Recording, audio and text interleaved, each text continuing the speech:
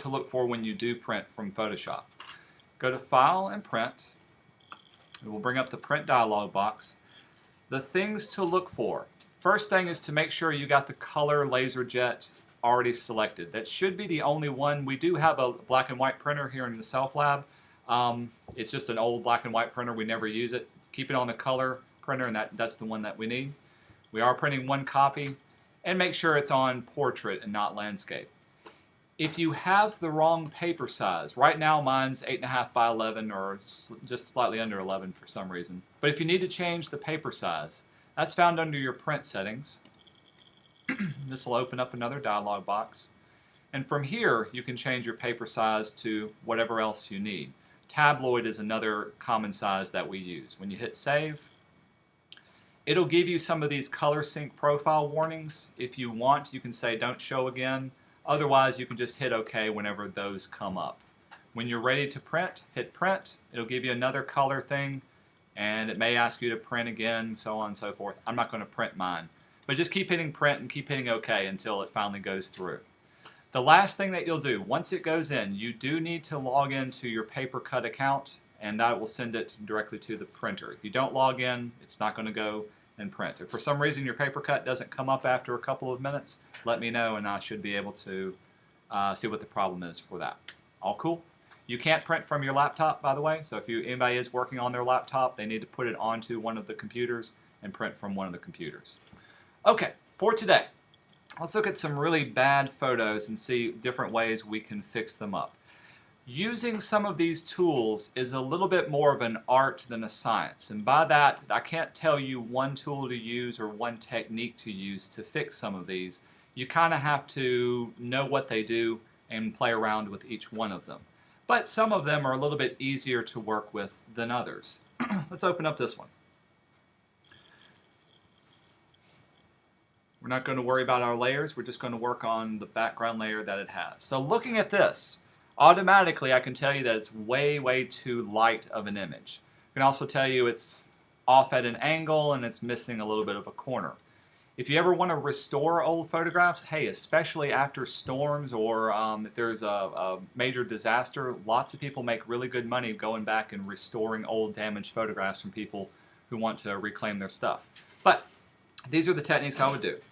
First thing I can do, if I wanted to lighten it up or to bring it back into a full range of color, I can go to Image, down to Adjustment, and I like to use the Levels adjustment.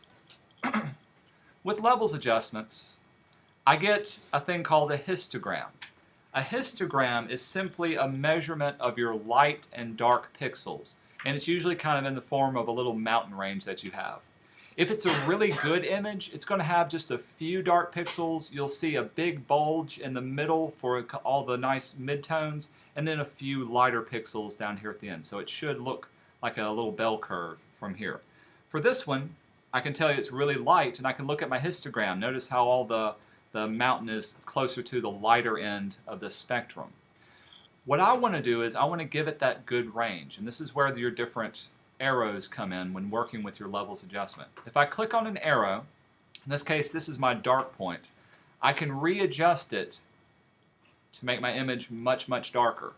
You can see as I pull it in, it readjusts it that way. Knowing how far to go is part of the art to it. In general, wherever it starts becoming a mountain range, that's where I would pull it into to make it the darkest darks. In other words, that's going to be your darkest black that you have. Same way for your lighter tones. If I was to pull this, it'll naturally get much lighter to the point where I can blow out the whole thing. And I can pull that to the base of it here. So automatically, I've created an image now that's got a good dynamic range. Light lights, dark darks. I can adjust my midtones as needed, back and forth from here. But if I say OK, still had it selected. There, let's pull it back there. Now let's say OK. So there it was before, there it was after. Just as that quick, I can take it out and reuse it or readjust it from there. I'm going to show you one more thing. I'll undo what I did. So for this one, I went up to Layer and down to, Image and Adjustments, and I chose the levels. And when I do this, it's going to change up the pixels that are on this particular layer. Now the downside to this is I lose those pixels. I've changed them up. It's destructive. The new way of working in Photoshop, and this is kind of new to me as far as how I learned it, is to use what are called your adjustment layers. There's a whole palette of different adjustments you can work from. If I was to choose one of them now, here's my levels adjustment. Check out what I have in my layers palette now. It gives me a layer with the properties that has the same properties as my regular adjustment from the dialog box that I have. With this one, however, if I ever wanted to get rid of this or readjust it at any time, I can do that. I haven't lost or changed up the actual pixels from the background. I can actually turn it on and off and actually work with it as if it was a regular layer by itself. Pretty cool. Next thing, how do we straighten this up? We can use our crop tool. With crop, let's see, we'll go full screen so I can see it. With the crop tool, you know when you click and drag, you can move it around. But also, if you click on the outside edge of it, you can rotate your image until it lines up as well. It does give you a little grid. That comes in handy. If I hit return, now not only is it cropped, but it's also straightened up from there as well. If I did need to straighten it quickly, I'll undo what I did. You can click on the word straighten up here, or the little icon, draw off where you want your straight edge to be, and it will automatically rotate it into place. And so that's one quick and easy way of doing that. And it's simply a matter of giving it the correct size that you need and hitting return.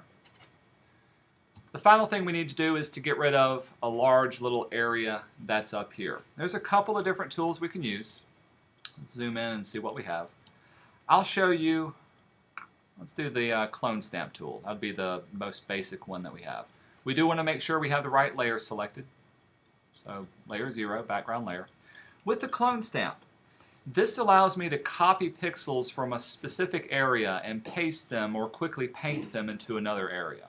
If I was to use just my regular paintbrush tool, let's make it really small, and select, say, this color, even though I know it's a nice medium gray, there's still a texture that I'm working with. So if I was to paint over here, you can see it's going to be a solid color. That doesn't necessarily fix my problem. Even if I change up the colors here, I need to get that texture that's on that. The clone stamp allows me to work with a brush, so I can change the size and hardness, shape of it. I'm going to hold down my Option key. I get a little crosshair and I can choose the area I want to paint from. When I click once, I'm going to let go of my Option key. Now when I click and drag, check out what I got. It's copying those pixels very easily, very quickly. If I make several selections, I can select an area and get rid of little blemishes and paint those out.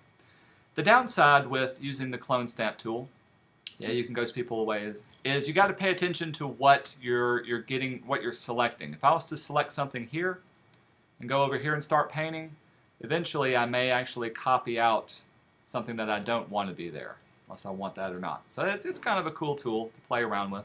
You can get into a lot of trouble with it. But clone stamp tool allows you to do this. The other downside with using the clone stamp is that if you copy the same area over and over again, it's not going to show up too much. Eventually you'll start seeing that pattern repeat itself. Kind of doing it there. You see how it's kind of repeating? That's because you're just copying over the same area. So working with the clone stamp, it's good to change the size of your brush, but also to resample. Hold down Option and reselect different areas, and that will blend it up a little bit better. For me personally, I also drop the opacity of my clone stamp. Usually I work around 60%. That way when I do make a copy of something, I can slowly build it up and it ghosts itself into there. Alright, so that's using levels, that's using the little adjustments that we have over here, and also the clone stamp. Let's get a little more complex. Let's see, let's do this girl first. Photoshop. What's wrong with her? She's red. She's red. Nuclear holocaust just happened. Moment with flash. So how do we get rid of the red? We can do the same thing using our levels adjustment. I'm going to pull it up here just to show you really quickly. Now you can see my mountain range. That's actually a really good, well photographed image. But the pixels that we're seeing are all of the pixels, lights and darks. If we change our channel, however, we can break it up into the red, green, and blue information of each of the pixels. So if I looked at red, you can see, ah, there it is pulled all the way over there. So if I was to pull this down, it starts to come back into place. If I was to choose the green, I can pull green into better. Same way for blue. And you do have to do it for each one of them. But very easily, very quickly, that looks like a lot more natural style of photograph. Before and after. And all I did was I did the adjustment, but in this case I did it for each individual channel that I'm working with. I'll show you the even quicker way of working with it. If you go to Image, Auto Tone, Contrast, and Color will look at your image and do exactly what I just did automatically for you. I think if I even use Auto Color. Pretty close. Let's do Auto Tone.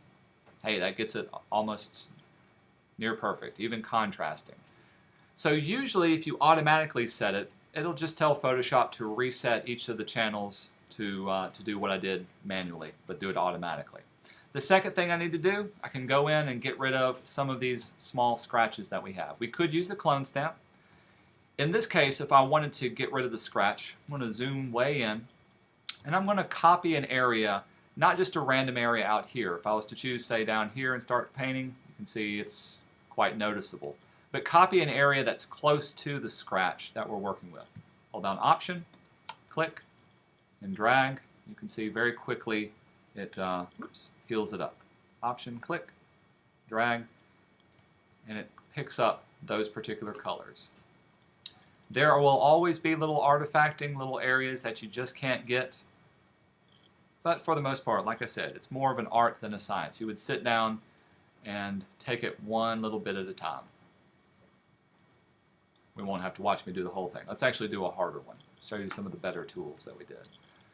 This one, lots of negative wrong with this one. So in this case, the image is quite dark. Let's do Auto Tone. Contrast. Color. So that really didn't help it out too much.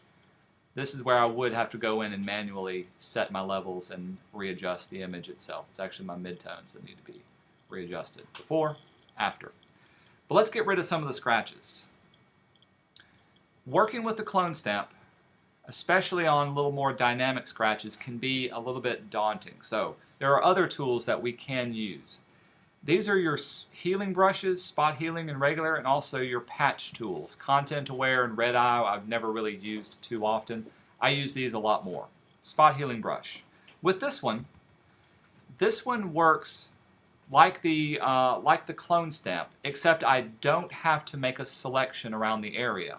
With this, I can just paint over the area that I want, and Photoshop will look around that area and copy the pixels into it. And so really with just a few clicks, or a click and a drag, I can tell it to work inside of that area and to get rid of the scratch. And it's filling in, it's looking for the areas that are around it to match that style. This works a lot faster. I'm not having to hold down multiple things. I'm not having to worry about where I make my selection. Even if you go over a sensitive area like on their face, you wouldn't want to mess up too much. That's pretty good. You know, a little bit off there, but a lot easier to use than the other ones. Let's see how well it works for her. Paint, straight over. Of course, I've lost her mouth, so. Again, it's more of an art, so I would have to know where to stop. Right there, you can see it's messing up. So maybe I would zoom in, make my brush a little bit smaller. Very carefully paint over the area that you want. There we go. Zoom out, not too bad.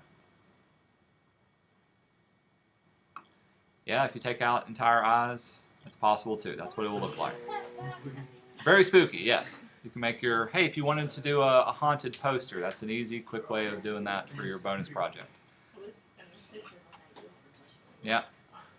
Is there some way to like put this clone stamp or healing brush? Is there some way to put them in a different layer so you keep the original pixels? Or what I would do, good question, is actually make a copy of your background layer. Drag background to a new layer and it copies it.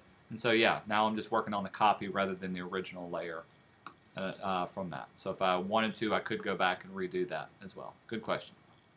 But for the most part, this is what I like to use to quickly and easily get rid of scratches and clean up my document as needed.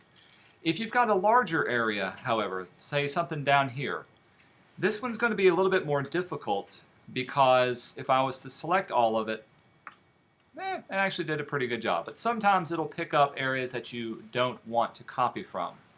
This is where your patch tool tends to come in handy.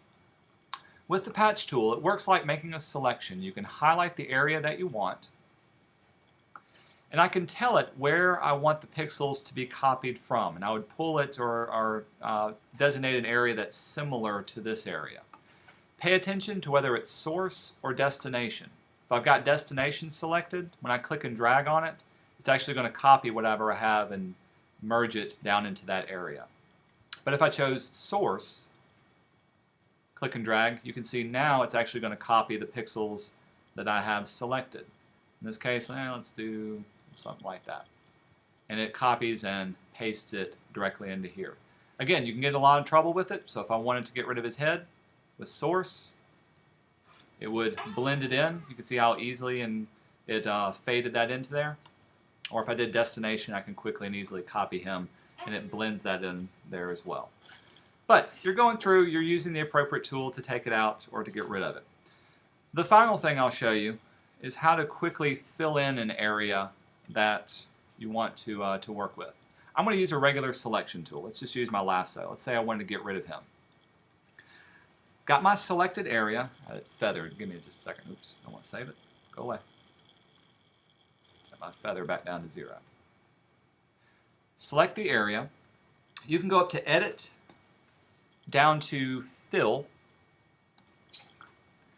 This will allow me to quickly fill in an area. I do have a couple of options. I can fill it in with either a specific color, my foreground color. So if I had that, it would do that solid gray. Or if I did fill with a, I can choose a color. What we want to do is content aware. This is what the computer is using whenever we use the healing brush tools. It's being aware of the content around it, and it's picking the appropriate pixels, the appropriate colors and textures to fill in this particular area. When I say OK to this, it may take just a second, but very quickly and easily it filled in that particular area with those colors. So you can do a lot with this. You can easily, quickly take out people. I remember one time my roommate, his sister got married, and like one of her bridesmaids was dating a guy at the time, but they broke up, and so they wanted to take out that guy in all of his wedding photos. And so like I was sitting there just taking out an entire person over 50 different pictures. Paid really well, but you can do that. These are the tools that I used to be able to take them out. If I want to take out this dude, let's do a fill for this one. Content aware.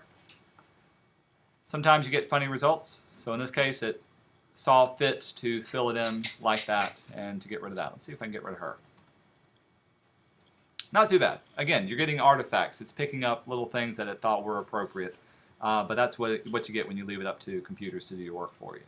Did all the wedding photos just have him headless, or do you? No, I actually removed him. The downside with those are you got to look at the background and you got to be able to redraw or recreate what's in the background. Some of them were a lot easier than others. So if I'm looking at something like this, just to get y'all interested in this one, some things are going to be really, really easy to redo. For instance, if I wanted to do a levels adjustment on this and recolorize this one, I can quickly and easily set the levels to this one. Hey, actually one of the adjustments that you can do is you can turn it into a black and white photo. So that automatically gets rid of all the color from here and work from that. If I wanted to heal up some of these lines, this is where either your patch or your healing brush would come in handy to get those. If I wanted to take a larger piece and reconnect it here, what I would want to do is to select that piece. Maybe I would cut it, Command X. Actually, let's set that back to white. Command X, paste it. Whenever you cut and paste something, it has its own layer. And I can place it onto it right here. Maybe you have to resize and reposition to get it close as possible. Once it's on there, remember it's on its own layer. I need to get it back down to my background layer. If I was to use my stamp tool now, you can see it's not going to affect that layer. But to merge two layers together, go up to here, we'll merge this one down. Then I can easily use that tool to heal up the line, bring it back together. Do the same thing for the other ones. Select them, merge them, heal them back together, and that would be a bonus point for you. Any questions on this so far? Question? Why would you want to use the clone tool instead of the spot healing? So with the spot healing brush, sometimes it'll pick up areas that you don't want to pick up from. You saw when I got rid of the large area, the head, it kind of pulled from maybe from the body or from a background. In that case, the clone stamp tool lets you select exactly what you want. And you can place the pixels exactly what you want. Good question. I'm trying to think of a time that I use that most. It's very rare in graphic design. It's not very often. I do a lot of photo manipulation and touch up with that as well. Good question though. Okay, we'll stop recording.